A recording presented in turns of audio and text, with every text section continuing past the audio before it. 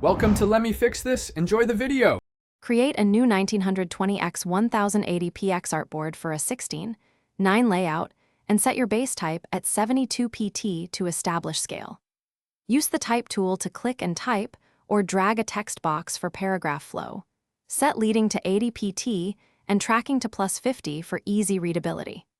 Test kerning choices by toggling metric versus optical and adjust manually between pairs. Keep hierarchy clear by using one strong display weight and one body weight.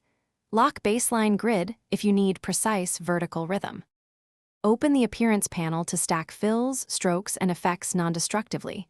Start with a fill, then add a 3.5px stroke to create a crisp outline. For depth, apply a linear gradient fill and rotate it 45 degrees to match lighting.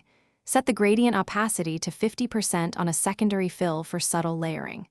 Before warping, add an offset path of 1 pt to protect glyph edges. Then apply warp or roughen effects at low values, so you can expand appearance later without losing fidelity. When design is final, duplicate the text layer and convert the copy to outlines to preserve editable backup. Use Pathfinder Unite to merge overlapping outlines and clean up stray points with Simplify. Expand appearance for any effects so shapes are permanent. For raster outputs, rasterize at 300 ppi for PNG and apply a Gaussian blur of 8px to shadow copies for realism. For vectors, save as PDF or export as SVG, and always preview at 100% to verify edge crispness and spacing before delivery.